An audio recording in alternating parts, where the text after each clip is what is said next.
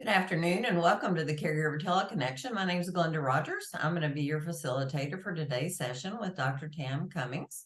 We're going to do our monthly session of Ask Dr. Tam. But before we get to that, let me tell you that we are sponsored by Vitas Healthcare. And we are so grateful to them for sponsoring these sessions with Dr. Cummings. It's valuable and it helps us keep going. Let me tell you just a little bit about Vitas because I don't think they have a representative on with us today. Vitas provides hospice services nationwide, and I have a picture of their little map here. They serve 13 states, including Texas, California, and Florida. And I'll put their number and information up in the chat box for you if you are in need of hospice services. And Tam always has some positive things to say about hospice. So if you'd go ahead with that right now. Well, it's it's not pending doom and pending death. It's the extra layer of medical care that is available at the end of life. And the end of life, Glenda, is not the last 2 days. It's Right. the last year or the last 9 months. You really want this in place for your loved one. It's a caregiver who comes out just to bathe your loved one. It's a social worker. It's a nurse who's a palliative specialist, a doctor who's a specialist, pastoral services. They're there for you 24 hours a day. They can have family meetings, mediations, but they're the experts in care at the end of life. And these doctors and nurses are different because our medical professionals are trained to save life. And it's a different part of medicine to have to admit there's nothing else we can do now but keep this person comfortable. So hospice providers are extraordinary people, and they really are folks that you can trust. And we all say in our field, God bless hospice. So bless our hospice workers and feel free to reach out to them. These are good folks doing good things for you at one of the hardest moments in life. Absolutely. Thank you. Thank you, Tam. Karen says Vitas is in Pittsburgh, Pennsylvania area. And I see, oh, she sees them thanks in obituaries. And so they're active in Pittsburgh, Philadelphia area. So remember that too. Well, here's Okay. something weird. If you get thanked in an obituary, you did an extraordinary job. Isn't that the truth? I hadn't thought about that. Obituaries, I have a degree in journalism. They're part of journalism and learning how to write an obituary and what you put in it. And then the other part is my gerontology and social work degrees. And what you learn in family theory is that what people put in obituaries are very important. And when they stop to thank a specific care group or care company or person or hospice group, then those people did an extraordinary job because they're included in the last story of that person's life, and that's important. So Wow. Vitas. You put a whole new perspective on that for me. Mhm. Stephanie said recently she discovered that our sessions are on YouTube and it's become one of her most valuable resources. And she appreciates, Tam, what she's learned from you. So I know that we're really reaching a lot of people out there on YouTube, and I'm grateful for that. Well, let's get started here. So let me tell you a little bit about Dr. Cummings. Dr. Tam Cummings founded her company in 2009 with the mission to inspire, educate, and empower dementia caregivers. Now her professional gerontological practice in the Texas Hill Country is recognized as one of the leading educators of dementia caregivers and a program designed for dementia care nationally. Tam, as always, so glad to be with you today. Thank you, Glenda. Glenda and I've probably already chatted 3 or 4 times today. Glenda's Yeah, one we of have. my dearest friends. Plus, we have to go over stuff before we get started. So this is a session Glenda and I, neither one had ever considered doing because it's not anything I ever run into because I mainly focus on the latter stages of dementia, which is when most people are diagnosed.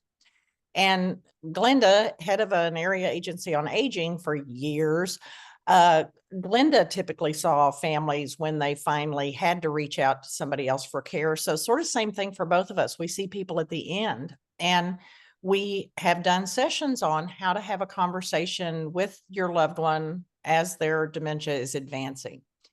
But we got an interesting phone call and email from a gentleman who said, that's great, but his parents aren't there yet. Is there any information that we could come up with about talking to your loved one about dementia.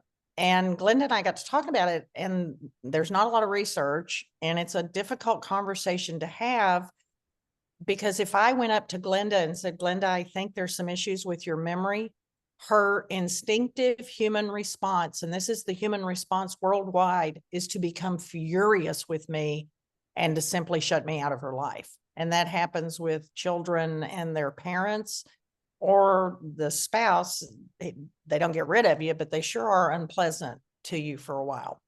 So as we looked into the research of how would we address this, then what we found was not a lot of research. And when you do the research for it, what you're going to look for is Google things like difficult conversations with parents, tough conversations with elder parents.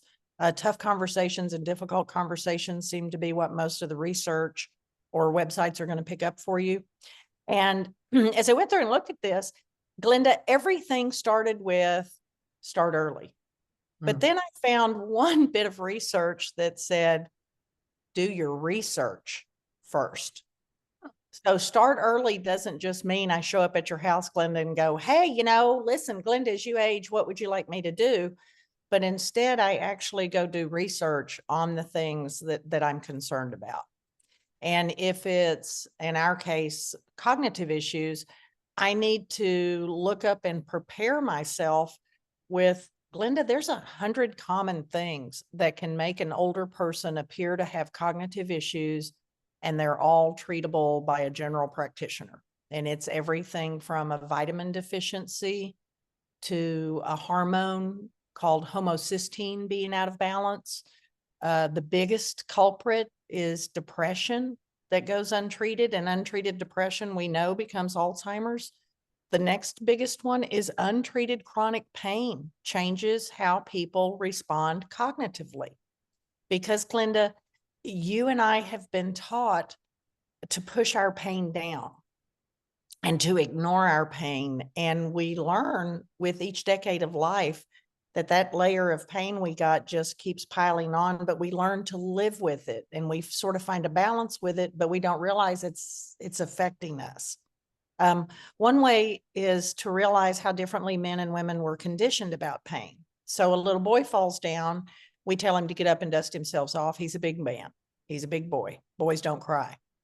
Little girl falls down, we get up and cuddle her. We know that little girls get touched and hugged more than little boys do.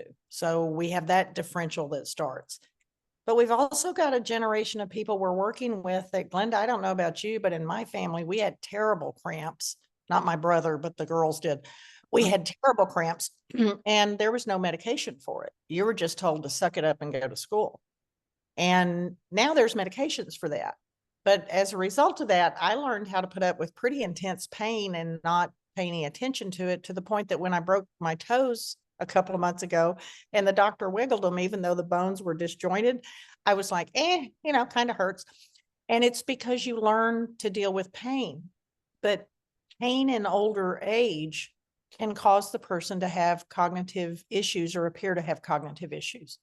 So there's a number of treatable things that can be causing your loved one to behave in a certain way. And the three biggest ones are anxiety, depression, untreated pain, and the fourth one would be an untreated mental illness or the late onset of a mental illness, because you can develop schizophrenia late in life. You can develop some depressed behaviors later in life.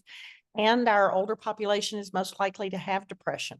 So first you have to do that education, right? You got to do your research first.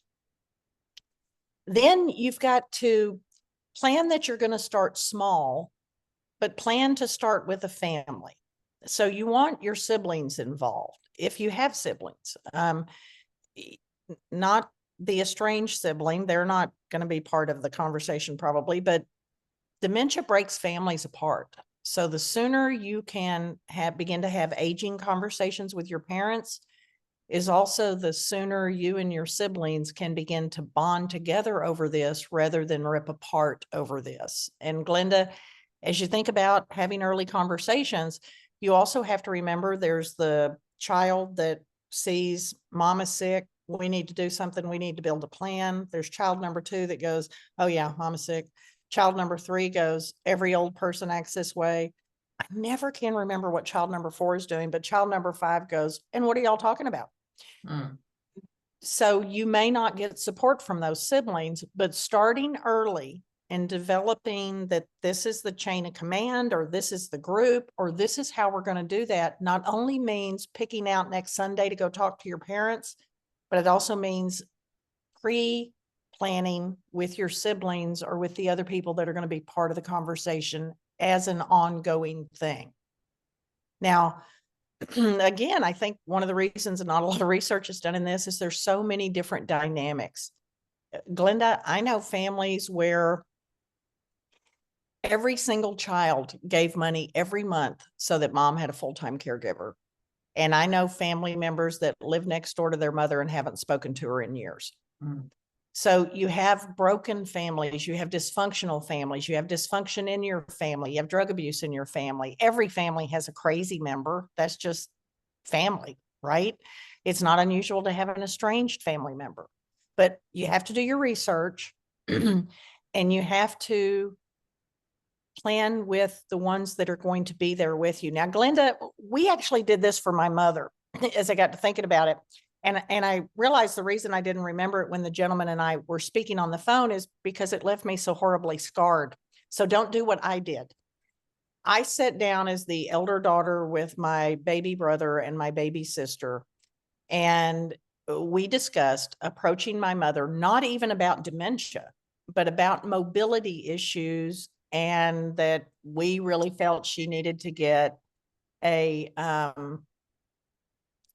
that she really needed to see an orthopedic surgeon about a hip replacement or a knee replacement. And I pre-planned with my siblings, and these were only part of my siblings, but I pre-planned with my siblings that I would do the talking, that none of us would raise our voice. In fact, when we went into the den where my mother would be, everybody needed to sit down so that nobody was standing over her, because physically that's always threatening. If you're having a difficult conversation and one of you is standing and the person you're talking to is sitting, that's very threatening. My mother's not a touchy-feely, you're my child, let me hug you person anyway. So she's not somebody who's comfortable with compassion. and we're trying to be compassionate. And what ended up happening was within 10 seconds of me saying, Mother, we just wanted to meet with you and talk about your mobility. The next thing you know, my baby sister's standing and telling Mother how her walking is really affecting her and how she's moving differently. And now my brother has joined in. And the next thing you know, voices are raised, people are screaming, and my mother is furious. Mm. And guess whose car she had to get in that day to go somewhere else to another event? Mm. Mm. I Mm. was so happy because, Glenda, as you know, I drive a 2-seater. So it's not like I could put her in the back and chauffeur her. She was right there breathing steam on me the whole time, like that mad bull from Bugs Bunny. You could just see the fumes coming off of her. So to go have this kind of conversation with a family member about cognitive issues, when any mention of you challenging that my brain doesn't work first sets off anybody, means that you really do have to start small. So one of the places I want you to go to is called 5wishes.org. And what 5wishes.org does is it puts down and says things like, you're going to have a conversation with your parent about these things, and you want to have that conversation now because you don't want to have it in a crisis, and you don't want to have to come up with the answers yourself when it's too late. And so the 5 wishes, which I didn't memorize and forgot to write down, so let me go to 5wishes.com while Glenda's putting that in, or 5wishes.org. Yeah, I was looking up whether it was the number 5 or spelled out. Oh, So it's, I got I'm it sorry, now. it's spelled out 5. So Right, the got it. 5 wishes are the person I want to make care directions for me when I can't, the kind of medical treatment I want or don't want. So see, it's not all about, hey, we think your brain's dying. It's, I want to be cared for at home, which is what everybody is going to say. And if your person's dementia is more advanced, they're especially going to stamp their foot. And that's because if you take them out of their home, on some primitive level, they recognize that they can't find their way around new places. And so that's one of the reasons for dragging their feet. My wish number 3 is how comfortable I want to be. So there are people that choose to put a DNR in place right now. And what a DNR means is if I die, you let me die. You don't try to restart my heart. But it also means that I may not want hospitalization after I've passed a certain point. So if I have a terminal diagnosis, I reach a point where I want hospice or palliative care, and I don't want to be hospitalized anymore. So that's how that conversation would start. The next one is how I want people to treat me. And that's everything from I want them to treat me like a human. I want them to treat me like an adult. I want them to treat me like I'm the person who deserves to be treated this way.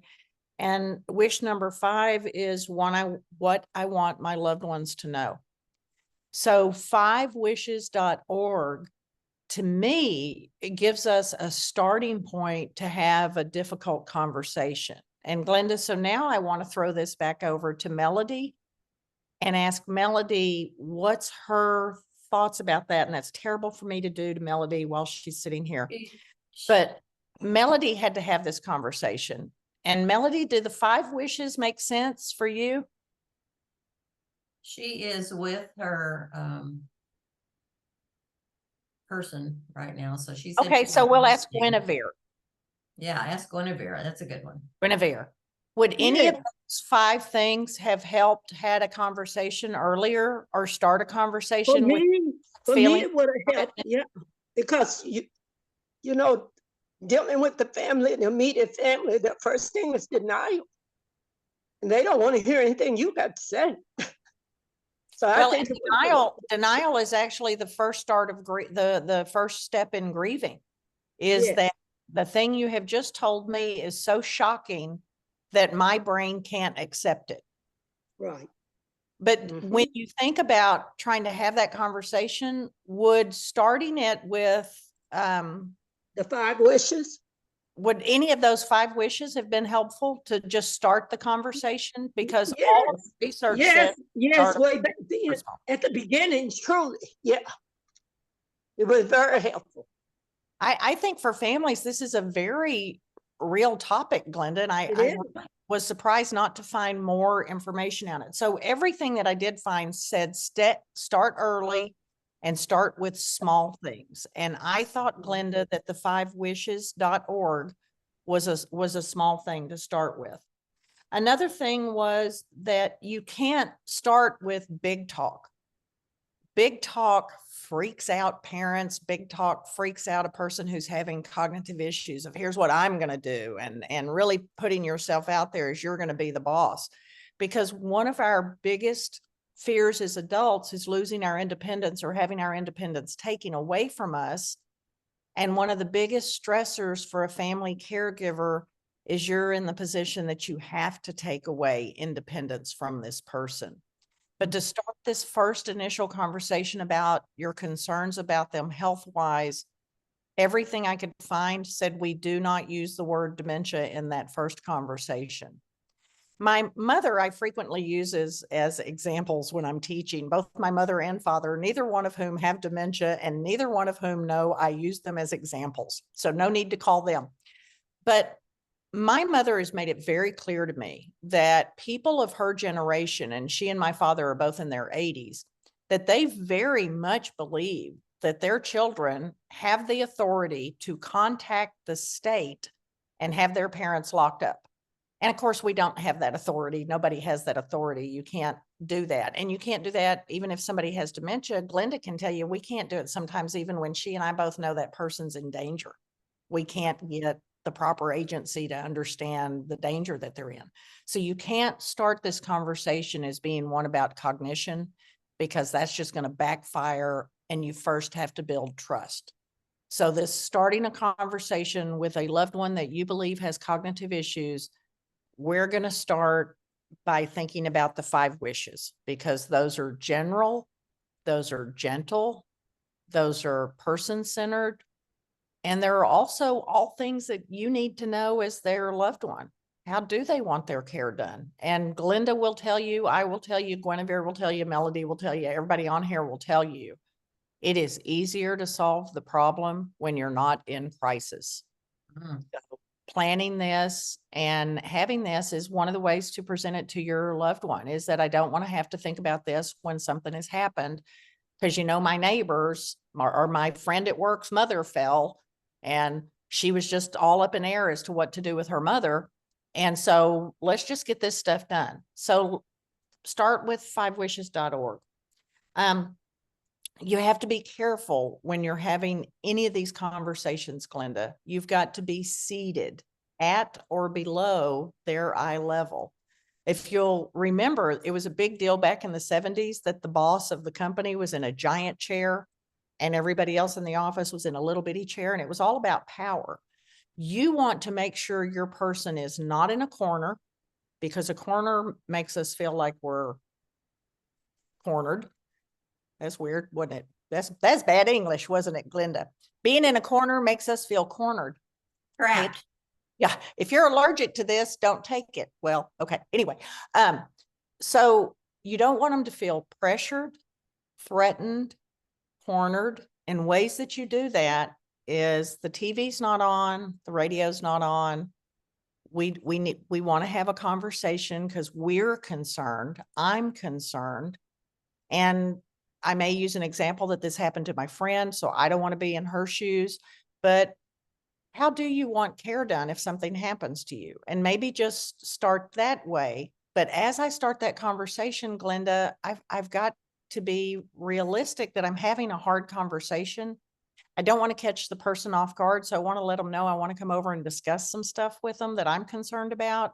And so I want to kind of let them know we're having a conversation, but then I've got to make sure I'm looking at them, that I'm giving them time to listen, that I'm taking time to breathe, because having these conversations, especially with a parent, you already have that parent-child dynamic and they've got all the power, and now you're sort of stepping forward into their lane, and that can cause some issues. So you want to make sure you're doing everything to make sure they don't feel threatened, because then it's going to backfire. You want to find out what matters most. And Glenda, for some people, it's saving money. For some people, it's staying in their own home. For other, whether or not that's realistic or not. For other people, it may be living near family and friends, so they want to move. We've seen a lot of people who have done things like that. We've seen families move back in together, and honestly, Glenda, I run into those families and they always think they're doing something wrong, and that's how humans have lived forever. We've lived with parents. Parents have come back to live with us, and that may be a possibility. So you want to talk about what matters most to them, what they are looking for as they age, and how can you support them to help them age in the best way possible. Now, as part of your research, you need to go to the area agencies on aging, and you need to talk about ladybird deeds or whatever financial asset planning is called in your state. But the area agency on aging has people to help you with Medicare, Medicaid, veterans benefits, and they're the experts on it, and they cover every single corner of the US. So part of your research and part of your conversation will be the area agencies on aging, because there will be a point in time where you may need their help for respite care based on what each different region is able to provide to the families there.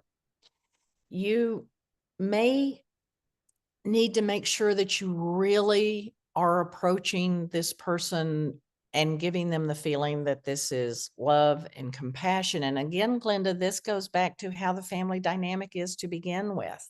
Mm-hmm. For some of you, you may realize what I realized. If we really need my mother to do something, send in the favorite granddaughter and grandson, because those two people can get her to do anything we want them to do. So as I think back in my own family history, I think it probably was the same for me and my grandparents. I believe I could have had a more difficult conversation with them than they would have had with their children. And I don't know if that's just a connection that the grandparent might have with that particular grandchild, but I know that that's not unusual. And that may mean involving a teenager grandchild or a 20-year-old or 30-year-old grandchild. But I mean, Glenda, I know Shark Boy can get you to do anything, including filling out grandma's checkbook, which is Shark boy. it's a big one. So you want to include key people. You want to make sure that you set dates for the next thing, because once you start those 5 wishes, well, now you've got to go back and get some more information. And that's going to involve advanced directives. That's going to involve information from elder law attorneys. And the area agencies on aging can also give you typically an 800 number for elder law attorneys in your state who can give you some basic answers or some basic help. You want to remember to look at your loved one and realize that the conversation for them is frightening. It is scary. It is chilling.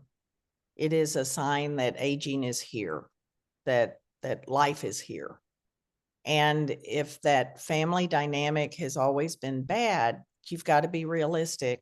You got to go with the person who can get the best results for you. You want to plan your next meeting.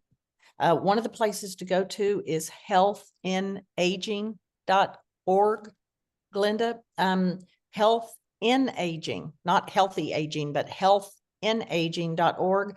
You want to click on age-friendly healthcare and you, and that will give you some more options of conversation starters and ways to begin conversations that don't start with, oh, by the way, I think you have dementia, because that's not going to end well for you. Now, in terms of thinking about dementia, Glenda, you and I were talking about this earlier. I've realized that I tell people all the time, you're looking for a neurologist who specializes in dementia, you're looking for a geriatrician, and I totally forgot you're looking for a geriatric psychiatrist. And because geriatricians are very rare, on this side of the scale, you have pediatricians. On this side of aging, you have geriatricians, but we don't have many doctors who want to study aging, so we have very few geriatricians. We do, however, have a lot of geriatric psychiatrists. So simply Google geriatric psychiatrist for where you live, and hopefully you're not in such a rural area you won't have one. But a geriatric psychiatrist is one of the 3 doctors that we expect to make a dementia diagnosis. Doctor 1 is the geriatrician, but very rare. Doctor 2 is the neurologist specializing in dementia, very rare. The 3rd doctor who can actually make a truthful dementia diagnosis is a geriatric psychiatrist. And Glenda, geriatric psychiatrists always work with neurologists who specialize in dementia. So I've been thinking about this backwards. Google geriatric psychiatrist for wherever it is you live, and you'll get geriatric psychiatrist. And also, don't be alarmed by the reviews. Some of my favorite geriatric psychiatrists, who I know are very, very competent and very good, get negative reviews because a geriatric psychiatrist, Glenda, might have to push your person to see what makes them agitated so that they can see how advanced the disease is, or they can have a better idea of what medication this person needs. So don't be surprised if they're not all friendly, handsy, lovey with your person. They may be to you to appear very abrupt or almost rude to your loved one. And it's actually one of their techniques they're using to see how agitated they can make your loved one. Okay, so we had questions. I think the Jerry Psych question that answered that. A lady, Glenda, there was a question a lady had about her husband. Do you have that question? Right, but we had also talked about AARP. Has AARP has a section on difficult or tough questions for your tough conversations with aging parents or older parents. Johns Hopkins had a research article on talking to your parents, and it was tough conversations with aging parents, and it started with start small, begin with these things. 5wishes.org. They gave me healthinaging.org, both good things. So if you'll just Google tough conversations with elderly or aging parents, difficult conversations, you may find some other sites besides just these few. And when I went to NIH.gov, which is our repository of research, Glenda, the closest thing I could find was some research for doctors saying how to talk to your Mm. older patients. And I advise you not to read it. It's going to just make you annoyed. Mm. So that and what that means is if it's not at NIH, nobody's researched it. So we Hard to imagine. have a gap in research of talking to parents early about cognitive issues. But Yeah. what we could find said, start early, start small, don't make them feel pressured, come ready to talk, and start with how do you want your care to be as you age. So, and it's always easier to make decisions about anything, funerals, anything, as long as you're not in crisis mode. Always easier to do that then. Guinevere has her hand up. Go ahead, Guinevere. Yes, Dr. Cummings, when you first asked me that question, now that you have completed this, my answer would have been totally yes. This would have been very helpful at the very beginning, because what you've just given us is a blueprint of what we would need to do to start if you're just getting involved with this type of situation. And those 5 wishes from 5wishes.org is the beginning point. I thought it was a really gentle way to start a conversation that involves very complex answers, because how I may want to be cared for, what I may want done with my body after I pass may be completely different than what somebody else wants. And those are normal conversations to have with people. I think we just forget to have them, or we get so intimidated they're our parents, or we're so scared that there is dementia present. And you just got to keep going back to, there's 100 common things that make a person appear, especially an older person, appear to have dementia, and they're all treatable. It took me back to my teaching days. I taught for 32 years, and you're right about eye level contact. I never sat at my desk. I always had a circular table with the opening, and anything I wanted to address my kids, I did it from eye level. Mhm. And it does take away the frustration and the frightening and the threatening, because you don't know what they've experienced many times before they enter that classroom.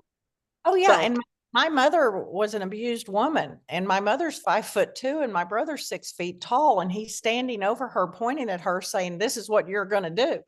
Mm. And no, that is not what Margie did. Yeah. We ain't Yeah. telling Margie what to do. Margie gonna do what she wants to. And that, I think, is what you're trying to avoid, is you're trying to express your concern. And at the same time, you're expressing that as a family, we need a plan for how we're going to age with everybody and how you're going to do that. And I think we approach it in a different way. Maybe we get a different result, but you have to remember that once you start questioning my cognition, it infuriates me. And so when I go to talk to a person, I don't walk in the door and say, "I'm Dr. Cummings. I'm going to give you 5 objects. And in a few minutes, I'm going to ask you to remember those objects for me. And then I'm going to give you some addresses, and I want you to repeat those back to me." And I don't start that way. I start with my social skills of, "Hey, where are you from? What's your daddy's name?" And I'm always listening. Is it present tense or past tense? Because that's telling me how advanced their dementia is. But I'm having a normal conversation with them using old memory, because that should still be there. And then as I work my way up and I've now built a rapport, then I ask, "Have you noticed any issues with memory lately?" And they may say yes or no. And I'll say, "Do you mind if I ask your spouse?" And if they get it wrong, kick them. And I will turn and ask the spouse, "Have you noticed issues?" And the spouse says yes. And I say, "Can I ask your children, have you noticed issues?" And they say yes. And I say, "Okay, can I test you? Do you want me to test you and see, so we can get some stuff ready for your doctor? And we'll make everybody leave, and then you and I can talk." And everybody leaves. That person and I continue to chat, and then I get out my slums test. That takes about 15 minutes to do. And Guinevere, I haven't told you this story, but I know Glenda knows it. There was a rancher in West Texas, and when I finished his test and I said, "Sir, I am so sorry, but you have tested positive for dementia. We now need to get you referred over to the place that was going to do the full testing. And he started crying. And I said, sir, I am so sorry. And he said, no, you don't understand. I thought I was crazy.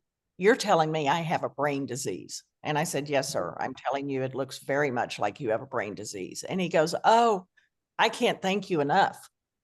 I thought I was crazy. And That's it. I remember I called Glenda because I said, it never in my life occurred to me that someone would think they were going crazy and would actually be relieved to be told the name of the monster. And that really made me start thinking about how important it is for families to know the name of the monster. So not all families, not everybody is going to explode at you. But if I just went into Glenda's house and said, listen, we need to talk about your aging, and I'm noticing that you're really losing your memory, she is going to come up after me like a mad dog. Yeah. And lead me right on back out her front door because I've insulted her and I've done other things. But if I've built a rapport, if I've started slow, and if I make everybody else leave to start those memory things, then it's a different, in this case, it was a much different outcome than what you would expect, because the person can tell something's wrong and they've been trying desperately to hide it. Yes. And so now to be told it's there is, I'm sure, terribly frightening. And what I think what Guinevere just said was incredible. And the minute you said that, Guinevere, I was like, how many of my teachers pulled around and said at my eye level? And I realized none of them did. Guinevere, none of them. Where were you when I was in school? My teachers didn't either, but I realized that for myself, and it made a big difference, a great difference. Oh, it had to have made a big difference. Made a big difference. Okay, yeah, they trusted you. They trusted you. But you're not scary. Right down there with me.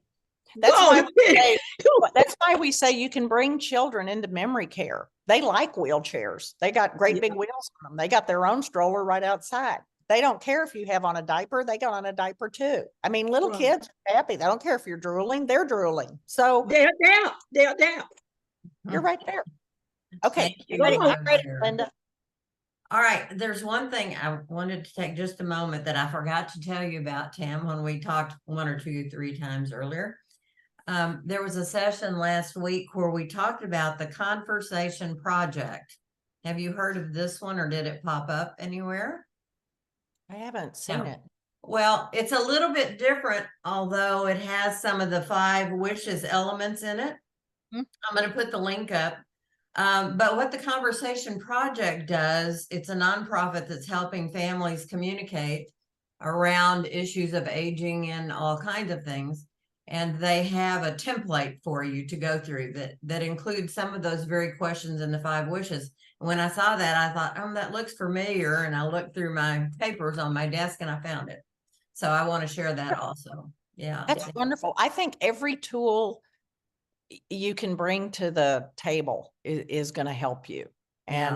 And that includes knowing that you can hire geriatric case managers to mediate for you. These are master level social workers or nurses who are certified as case managers. They can help mediate in a family. But I think the initial question was, how do you start this conversation with the parent? And I think, if there's a blueprint, let's try it. If the 5 wishes help, let's try that. But let's not talk about dementia, and let's not talk about driving in these first few times we're talking about. We're just trying to get everything ready. I mean, it's like a safe deposit box. It's great that I have one, but my spouse isn't on the signature card. So when I die, good luck getting in there. You're going to need a court order. They're going to have to drill it, and it's not going to get open for quite a while after I pass. And maybe it's full of gold and diamonds. We don't know. But you just want to start thinking about all of these things you have to get ready. There's a piece of paper for Medicaid and Medicare. And I get those two confused. But the one that's for older Americans is which one, Glenda? Medicare is primarily what you're talking about. Okay, so Medicare. You have to contact them, get them to, or you have to go online and find the paper that allows you to talk to them on your parent or your loved one's behalf. They don't care if you have a POA. They don't care that you're the daughter. If you don't have a signed piece of paper from your loved one with dementia, they cannot talk to you and will not talk to you about their bill. So, it's one of the little things you have to have a conversation about because you got to get a signature on that piece of paper. But, who does your loved one want to be able to talk to Medicare about any billing issues that might arise if something happens to you? Yeah. Okay, That's Glenda. the doctor's offices and HIPAA. You have to have that all complete. And this conversation project does go into some advanced directives and stuff also. So it's encompassing that. It's always good to have a plan and get it in place. Well, So- and I think everything we told you to look for, on a couple of those, you're going to find advanced directives that allow you to pull up a website that does advanced directives for any states, and then allows you to redo the directive if you need to, or make addendums to it. And so those you're able to find those online. This is not something you necessarily have to go see an attorney to do to get your advanced directives done.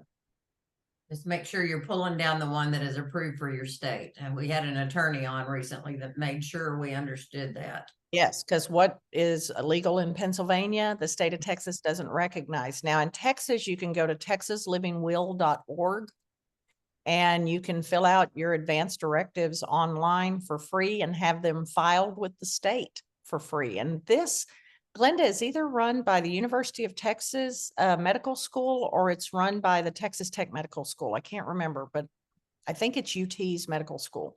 And it's a website kept up by one of the professors of ethics.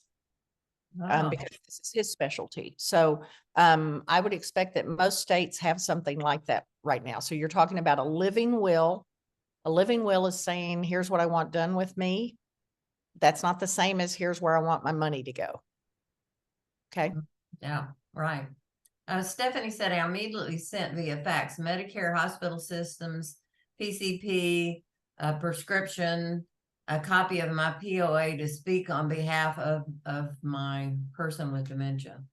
So she jumped right on that. Good job, Stephanie. Yeah. So, all right, let's get on to this email question that we had gotten. This is from Anne. And she says, any idea how I can best handle a situation with my husband who has mixed dementia? He will sometimes ask me, usually in the evenings, where I am. I've not been able to work out what question to ask to find out who he thinks I am, so I don't remind him that he has dementia or get into an argument. Any tips are welcome. And then the second part of the question is also the best way to handle his getting up during the night, thinking it's morning, so that I can get enough sleep to keep on caring with patients. Yeah, so sundowning and all of that. Okay, so first of all, he is having sundowning, and some people with dementia never sundown. Some people start sundowning in stage 3. Some people it's only at the very end. And so you're witnessing sundowning in 2 methods. One is you're seeing more agitation in the evening as he begins to try to figure out who you are. And he more than likely thinks you're his, I'm going to guess y'all are older. And if you're older, you have to remember it's a complex thing. His memory is being destroyed in a reverse fashion. So if I ask him what year it was and he says 1970, then that means he's looking for the woman who looked like you did in 1970. And if your hair is no longer flaming red and it's now white, he doesn't see you as his wife. Now, I would, first of all, when he asks that, tell him, I'm your wife, and sometimes things seem confusing, but you're here and you're home and you're safe and I love you and here's our children. If he rejects that, then you tell him that you, his wife, have gone to the store and you're here to watch him until you get back from the store. And then tomorrow morning, he may recognize you again, or he may think you're his mother. And that really comes about because if I think I'm 30 and you're 80, then I can't be married to you. And I've been calling you mama. And in the beginning, I did that because you're the mother of my children. But now I may be doing that because I actually think you're my mother. And because of brain damage, you can't correct me. You can't make me see it differently. It's all brain damage. So It just means that the pieces that held that memory aren't there anymore. So sundowning is something that begins in the afternoon and begins to build through the evening. And then with men, they want to go to work. With mothers, they're looking for their children. And with very advanced people, they want to go home. People in stage 6 are looking to go home because their dementia is very advanced. They now have the mental ability of a 4-year-old to a 2-year-old. They're wanting to go home with mama and daddy the same way a little kid was. So part of that, as you're seeing, is sundowning. And you and I sundown. At the end of today, I get up, I leave, I go to the other place where I spend the night. And then the next morning I get up and leave and I come back to this other place where I do work. And so all of us sundown, it's just, we really have places to go. But the historical effect of eons of generations of humans doing this is that people with dementia, circadian rhythm gets messed up and discombobulated because of brain damage. So Glenda, do you understand that every cell in your body holds a blueprint of you? Yeah. I mean, it's hard to wrap your head around it, but yeah. Yeah. So I could take a scraping of your skin cells and theoretically grow a new Glenda, right? Right. A clone. I could clone you. Yeah. Well, can you also wrap your mind around your circadian rhythm is in each of the cells of your body? It's just that in you and me, it's running sequential to when the sun comes up and the sun goes down. Therefore, when the sun comes up, we wake up. When the sun goes down, we go, oh, I'm sleepy. Better start going to bed. But in people with dementia, because of brain damage, their circadian rhythms are now running all cattywampus. And so they may sleep for 30 hours. They may stay awake and in motion for 36 to 72 hours. That's where the term 36-hour day comes from. And then one of the things that happens in advanced dementia, especially in men, is men get up in the middle of the night and think they need to go to work. And that, I think, goes back to when they woke up and it was still dark because we didn't have daylight savings time. So I think they just wake up in the middle of the night and their brain tells them it's time to go to work. So they start to go through the work motions, especially because of brain damage. He believes he's now a younger man who does have to go to work. So that's one of the issues that you're dealing with, is that it's sundown. The other thing is that if this were happening in a patient and we were looking at them and wondering, how can we treat this? We would first look at fluid intake, because most older people get up in the middle of the night and it's because you got to go to the bathroom. And as a gentleman, is there a prostate issue that hasn't been addressed and that's causing him to wake up and go to the bathroom because it's putting pressure on his bladder? Is there something else happening there? So we'd look at fluid, and we would want to make sure he has enough fluid during the day, but at about 7 o'clock, there would be no more fluid for the rest of the night, and maybe even earlier, as long as we followed the guidelines. And in dementia care, the fluid guidelines are: there's fluid in the breakfast, there's fluid at 10:30 in the morning after exercise, there's fluid at lunch, fluid at between 2 and 3 in the afternoon after exercise. There is fluid at dinner, and then there's fluid given again at 7 o'clock at night. So in dementia communities, they're doing fluid throughout the day following a medical model, and that's what you would want to do at home. But you would make sure there is no fluid after that. You would also make sure he's not getting caffeine at all. Caffeine is a natural diuretic. Your loved one's already at a risk for UTIs because of brain damage, and caffeine and a damaged brain don't make for a happy partnership. So you get very agitated people. So dementia folks can't have caffeine. You also want to look at what stage of the disease he's in, and the things that you described in the email, Glenda, they made me feel that this person is leaning more into stage 6 and their dementia is more advanced than this caregiver realizes. And I think it's important that the caregiver is realizing that they're starting to lose their patience at times. So remember, not everybody has millions of dollars. You may, however, be able to do respite care. Glenda, I actually ran into an area agency on aging that had a program that allowed you to put your loved one in memory care for 3 weeks, 24 hours a day for 3 weeks, to give you a chance to get a break. So look for ways to do respite care, and it could be a week, it could be 2 weeks, but whatever it is you need. It could be telling your children to come home, you're going to see your best friend, or you're just going to go sit in the hotel and hide for 3 days. It's just, you got to get a break. And based on the description in this email, I felt like this gentleman was past the time that we would think a person needed to be in a skilled facility, a nursing home, or in memory care. But if not, and if that's not a possibility, is there a way to do respite care to get this caregiver a chance to get her energy back, to get her feet back up underneath her? Because remember, caregivers die first in this disease, and we don't want that to happen. Another thing is to talk to the doctor. There may be a medication that the doctor will feel good about letting your loved one have to help them sleep through the night. We don't usually do that in dementia care because there's such a fall risk anyway.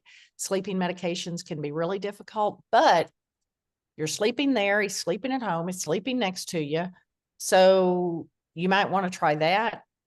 Another thing is you've got to secure your doors.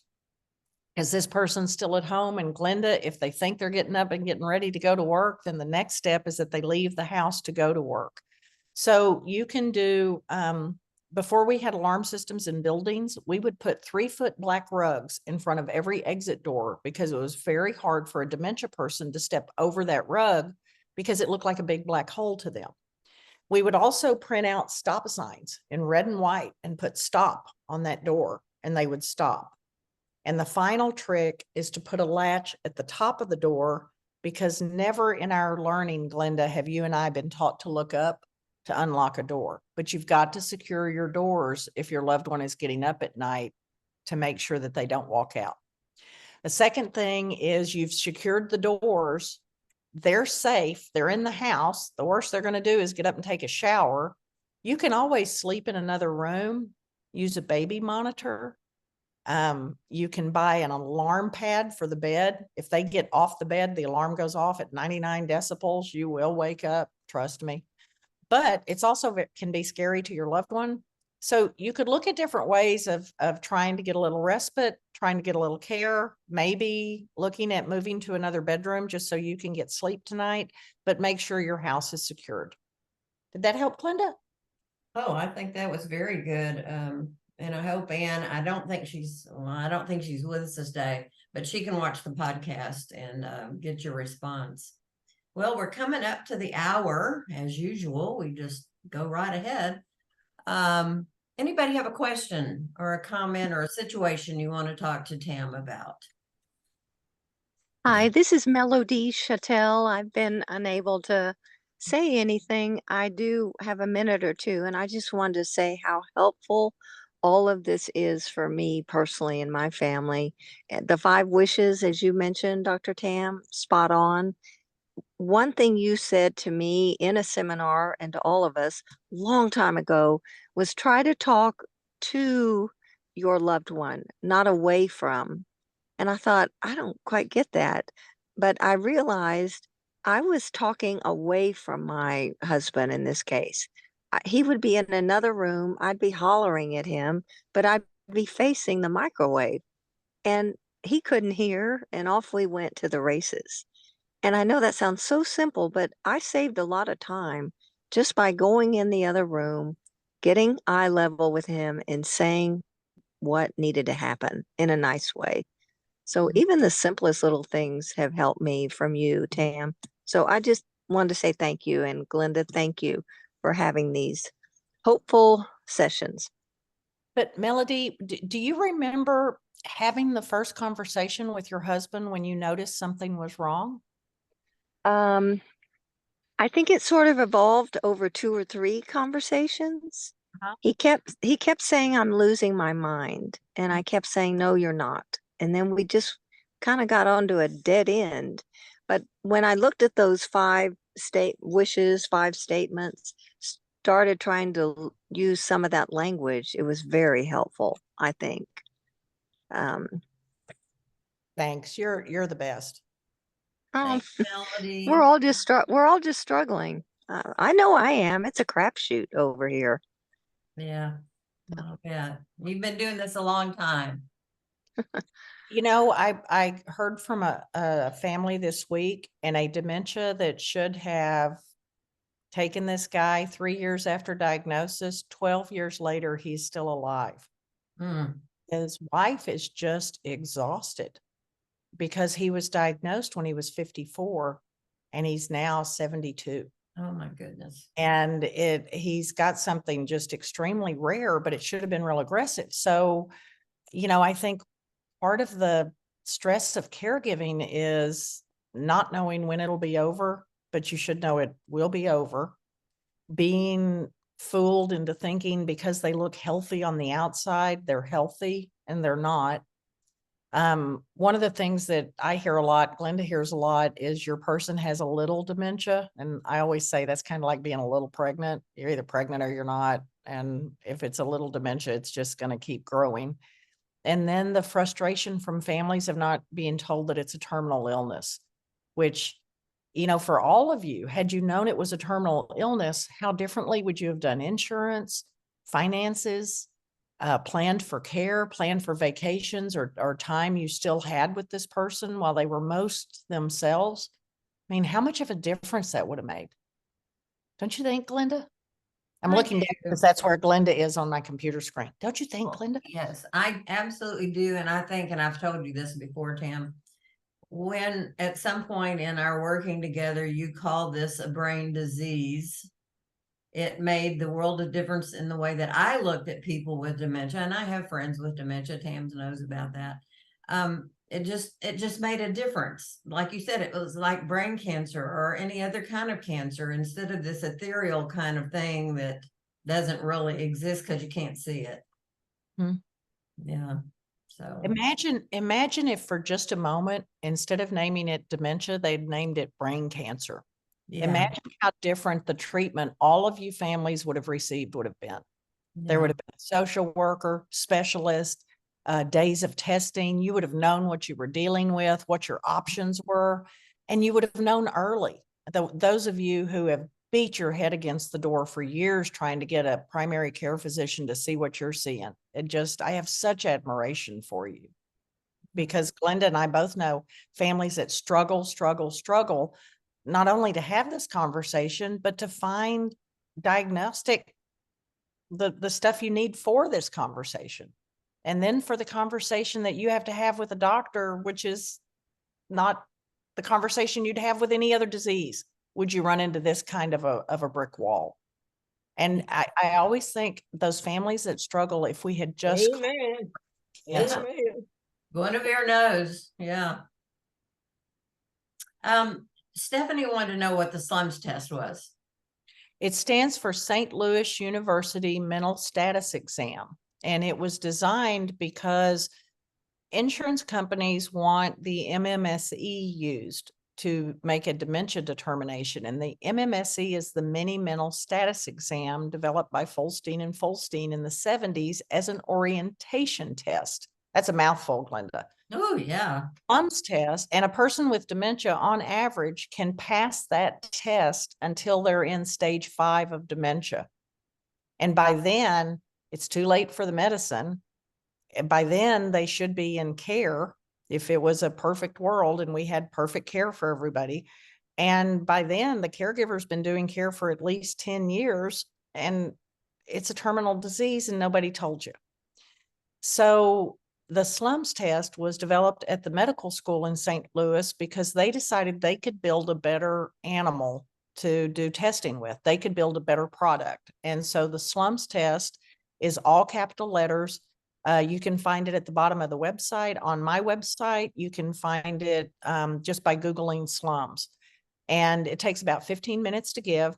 It has the clock test on it. And Glenda, so many people think the clock test is telling whether I can tell time.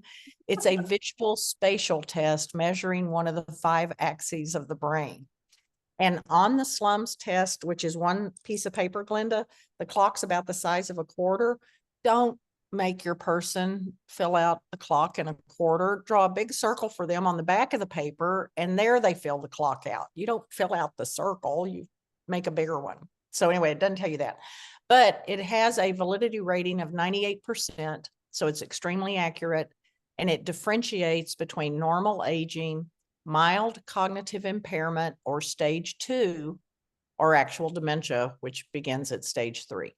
And so it's a very, very effective test, and it's part of the Texas best practices model as one of the pieces of paper a family can get ready for the physician.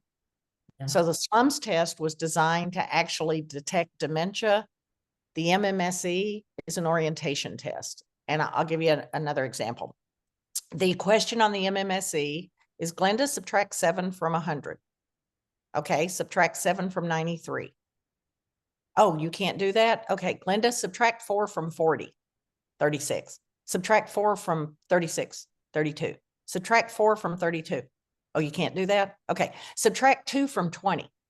Subtract 2 from 18. Subtract 2 from 16. Those are called the serial numbers, right?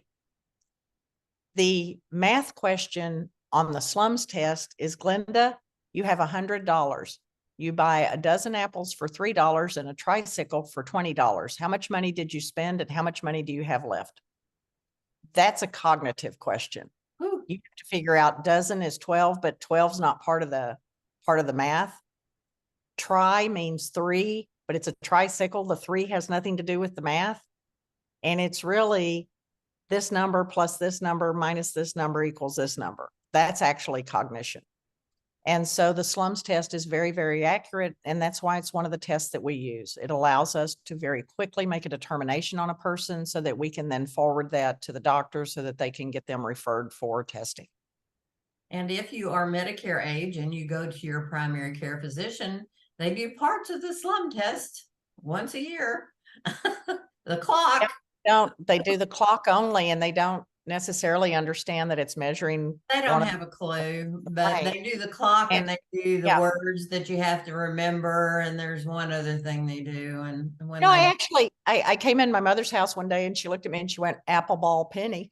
And ah, I said, apple ball penny what? And she said, I know the answers to your test, because the test for the original MMSE, it was 3 words and you had to Yeah. remember they were apple ball penny. And I said, oh yeah, we change those words every 2 months. And she went, oh man, no, we don't. But a doctor may change and have you do an address. They may change the words around some, but if the person's having short-term memory issues, the point of the testing is not to defame you. The point of the testing is to determine there's brain damage somewhere.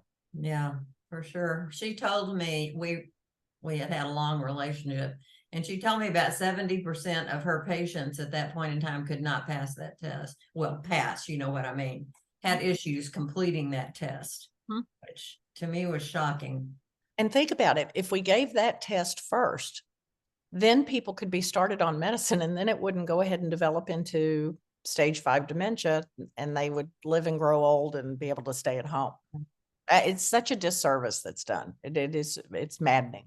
It's backwards, you know, but it's sun window chair. I can still remember those from several years ago, like your mother did. Apple ball penny. We changed those words. Ah, yeah, right. Okay. Okay, we're a little bit after the hour, which is usual for Dr. Tam and I. Does anybody else have a question or a comment before we end the year, Tam? Because we won't be meeting again until probably January. Oh, well, I want to make sure that I got in as you're having this conversation, and I don't know that I would pick the holidays as the time to have this conversation. I would get my ducks in a row and maybe start this conversation in January. But it says approach with love, concern, and support. And as I read those words out loud, I can see my mother just furious with her hair on fire. How dare we talk to her about her health? But, you know, sadly, 10 years later, she can't have a knee replacement now. And had she done those things, her health and her aging would have been different. So, you know, there is a repercussion for those decisions that you make. And in your case of your loved ones, it's just going to vary from person to person. And I wish you all the best of luck. Where can I find out more information about the specific medications? Like one is not working, I feel like, at all. But the doctors are real hesitant on changing it.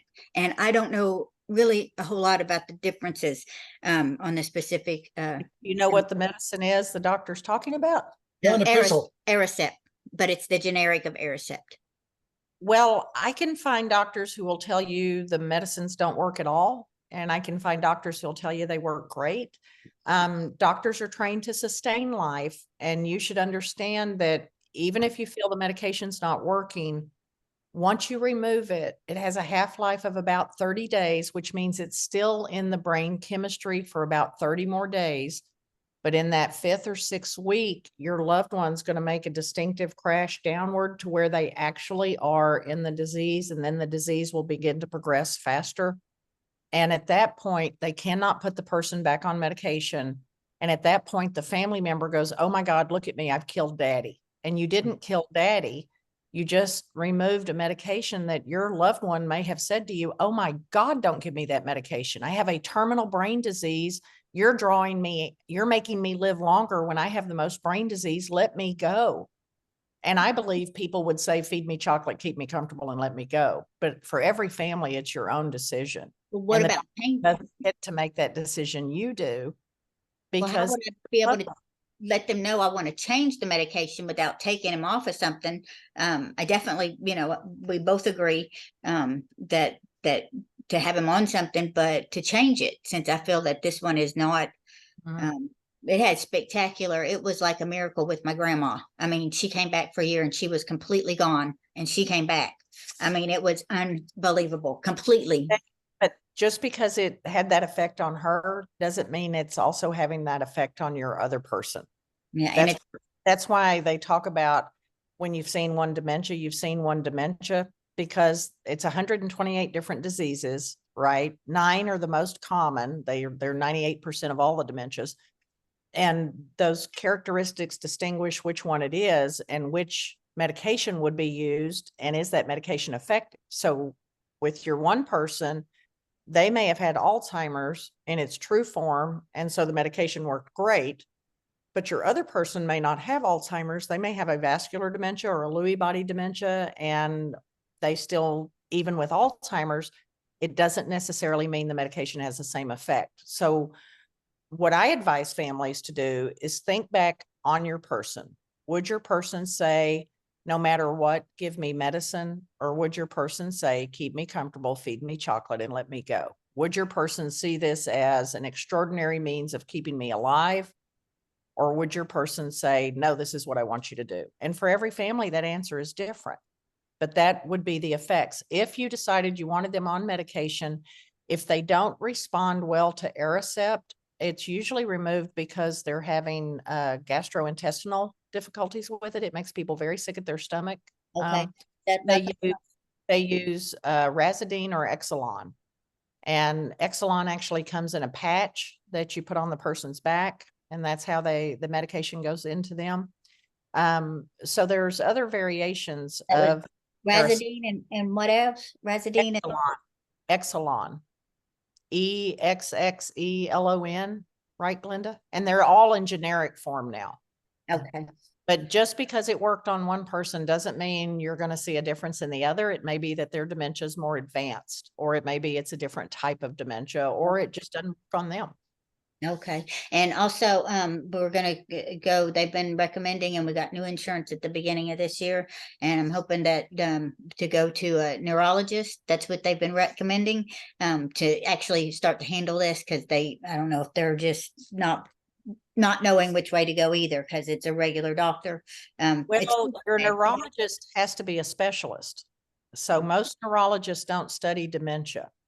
So what should I look at? So if you will, Glenda, at the bottom of the first page of my website are all of the tools, and you want to fill these tools out for the doctor. They're all observational tools, because we can't ask dementia people, how do you really feel? Because they can't tell us, they have brain damage. So for the doctor that you're going to see in January, you want to fill out the DBAT, the Dementia Behavioral Assessment Tool, Cornell's Scale for Depression in Dementia, Hamilton A, the HAM-A tool, that's the anxiety tool. And you said all of these are on your website?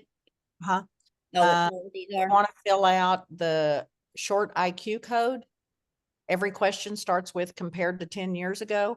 And you want to fill out Bristol's ADL scale, because that's the ADL scale for dementia. And that way your neurologist that you see will Yes. get a true picture of what this person actually looks like. Because That's when the you other problem. take your loved ones to the doctor, Mhm. y'all Yeah. get up, you shower them, you get them shaved, you get their lipstick put on, you make them all pretty. They look like they used to look. They got on their tie, they got on their scarf.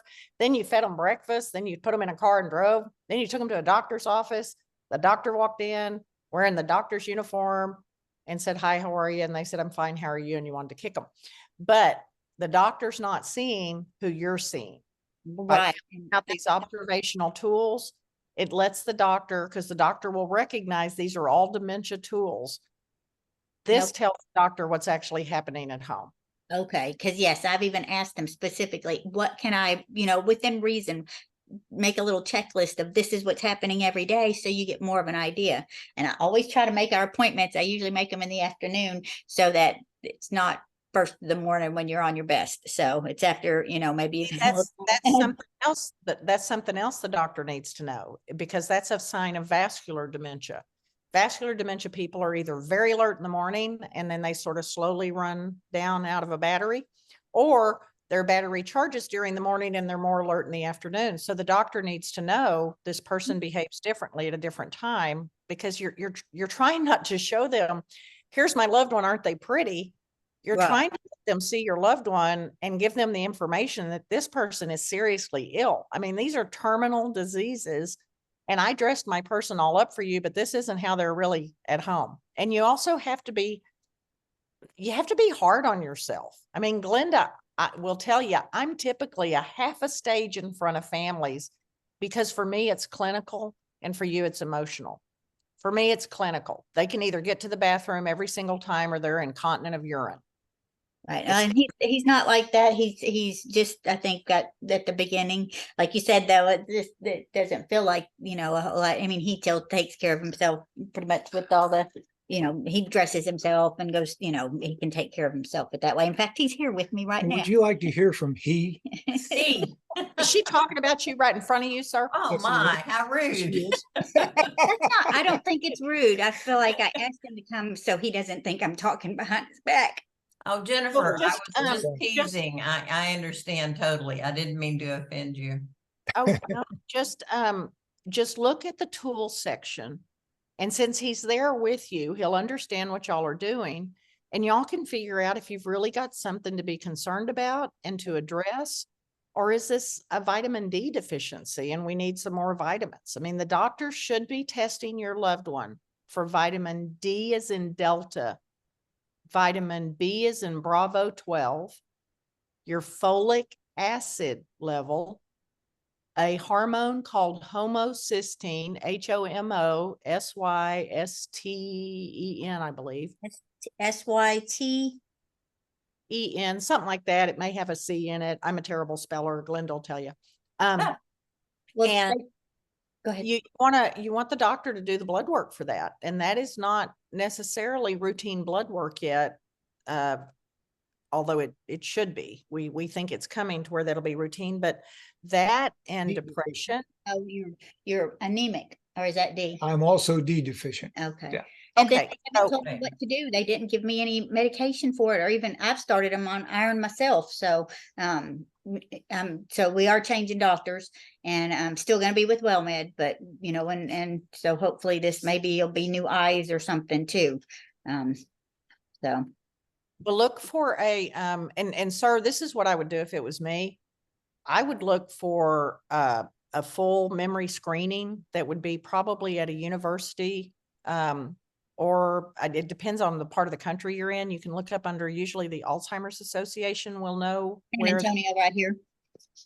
but I would get a baseline, because there's 100 common things that could make you feel like your mind's not clicking correctly, which makes you angry, makes me angry if I can't get a word to come right out. But then you have a baseline. And if something is wrong, this is when the medication is supposed to be used, not at the end. So A little family history. I have my great-grandfather, my grandfather, and my mother all had dementia. My grandfather was diagnosed with what they called hardening of the arteries. To But say, I bet your maybe some family has a dementia. history of vascular dementia because that's the one that you would most likely see. I wrote that down. I didn't say that. They can see this history because we didn't have any medicines. I mean, when I was growing up, Glenda, I don't know about your house, but we had aspirin, campho-phenique, and something called Raleigh salve in a tin can. And I found out in college, Raleigh salve is actually something meant for horses. It's like horse liniment. But if aspirin and campho-phenique didn't fix it, you were out of luck. And so we have generations of people that grew up without blood thinners, without statins, without cholesterol medication. I remember the first open heart surgery, the first heart replacement surgery, because it made international news. And now everybody has that in their town. So there have been such advances made. I remember DeBakey. So I would just, if somebody tells you that somebody you love tells you they're concerned that something's different in your memory, then I would have the full battery of testing done to figure out what's going on with me, because it's We had sassafras tea. So where again do you tell me that I get all the testing done? I wrote down some of these things that where do you live? in San Antonio. Oh, you would go to the Biggs Institute at the University of Texas Medical School, right there. And what about, that's the only thing is that, Biggs Institute. yes, I got it. Okay. In fact, I went to one of the things that the WellMed had and they gave me a booklet on it.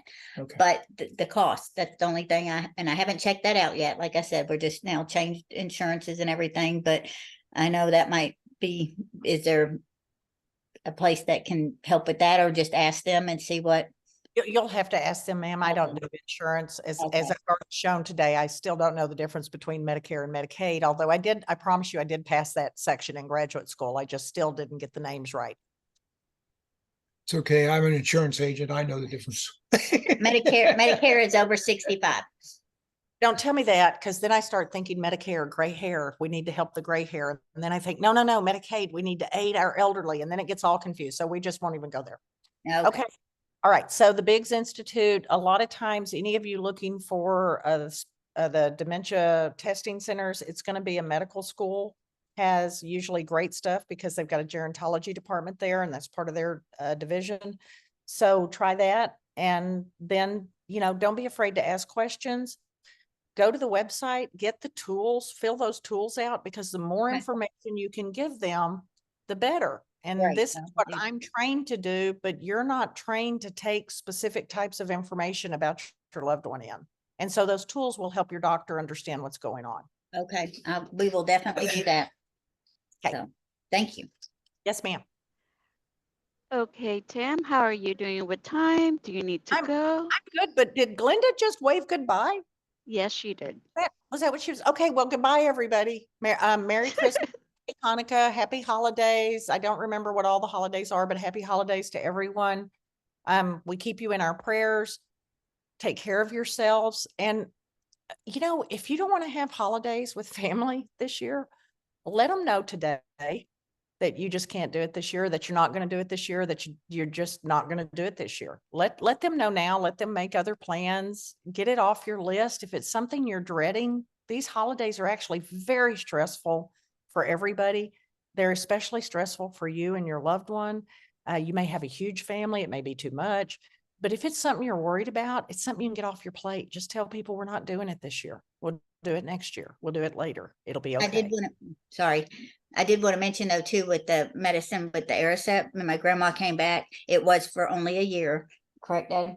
And yeah, right about a year. And then it went back to an extreme to where it was just, It's so it's I did want to say that it wasn't like it brought her through till the end. It was, it was designed to be used, starting in stage 2 of the disease. but it was a miracle. Doesn't get started until much, much later.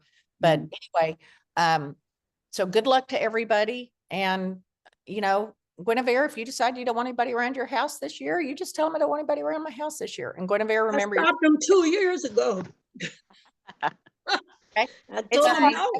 Thank you for all the information. You bet. Y'all take care. Everybody Okay. take care. All right. Minerva's got it. And she'll have this up in no time. Go, Minerva. Yes, I'll I text will. you the address. I'll Yes, text ma'am. you. Yes, ma'am. Okay. I Okay. will have this posted on our website probably by the end of the day, so you can always go back and listen to it again. Okay, thank you, Minerva. Thank You're you, very Will, welcome. and thank you, Vitas Hospice. And thanks to all of y'all. Take care. Have a great one. Bye-bye.